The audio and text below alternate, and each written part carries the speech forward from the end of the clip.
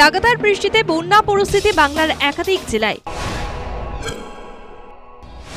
পূর্ব বর্ধমানের বুশকোড়া পৌরসভায় জলবন্দী মানুষ, 16টি ওয়ার্ডে বন্যা পরিস্থিতির সৃষ্টি হয়েছে।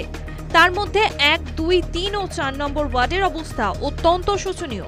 বৃষ্টির পাশাপাশি ডিভিসি ছাড়া জলে কুনুর নদী উপচে জল ঢুকছে এলাকায়। স্থানীয় বাসিন্দাদের ভোগান্তি চরমে। বাড়ির আশেপাশে অনেক জল ভরে গেছে।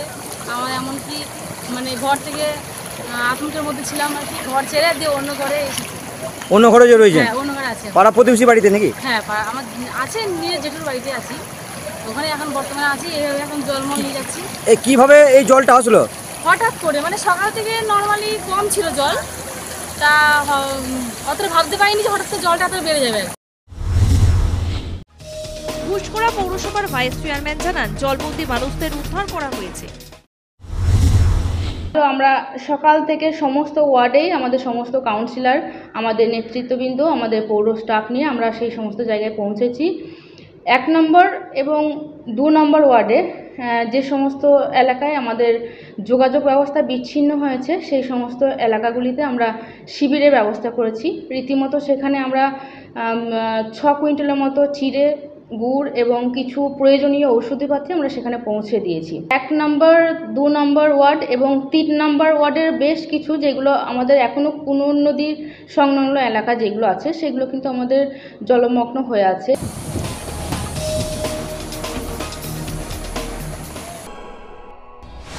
বীরভূমের লাভপুর ব্লকের ঠিবা গ্রামে ভারী বৃষ্টিতে ভেঙেছে কুই নদীর বাঁধ। প্লাবিত ঠিবা গ্রাম সহ আরো 5টি গ্রাম। ঘটনাস্থলে যান লাভপুর ব্লকের বিডিও শিশুতোষ প্রামাণিক। প্রশাসনের তরফে জলবন্দী মানুষদের ও গ্রামবাসীদের নিরাপদ স্থানে সরিয়ে নিয়ে যাওয়া হয়েছে। ঘটনাস্থলে গিয়েছেন কিনাহাট থানার পুলিশ আধিকারিকেরাও। সকালে এসে আমরা তো গতকালকে এখানে মোটামুটি সারাদিনটাই কাটিয়ে গিয়েছি। সকালে এসে দেখলাম যে ভাঙা অবস্থা, আমাদের খুবই চাষের তো ক্ষতি হয়ে গেল। চাষ হবে বলে আর তো মনে হয় না, পিছনেও থাকবে না। এবং একটা মেন রাস্তা হয়ে গিয়েছিলো জয়চন্দ্রপুর, চতুর্থপুর, জামাটা দিয়ে যাতায়াতের রাস্তাটা সব শেষ হয়ে গেল এবং চাষিদের তো প্রচুর ক্ষতিগ্রস্ত হলো।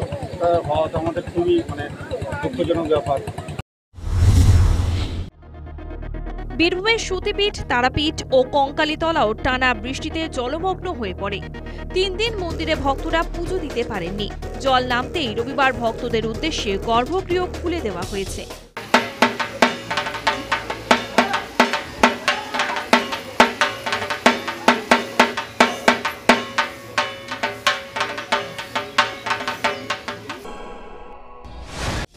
টানা বৃষ্টি ও জলাধার থেকে ছাড়া জলে ঝুমি নদীর জলস্তর বাড়ছে।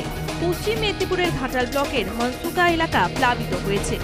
শনিবার ঝুমি নদীর উপর সাঁকো ভেঙে বিচ্ছিন্ন হয়ে পড়েছিল বিস্তীর্ণ এলাকা। স্থানীয়দের দুর্ভোগ চরমে।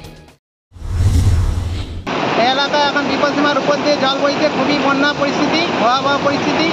এবং দীর্ঘগ্রাম চাতালপাড়া যে নতুন একটা চাতাল হয়েছে, ওই চাতালটি একবারে নিম্নমানের এবং যে পাইপগুলি দিয়েছে এবং খুবই জঘন্য।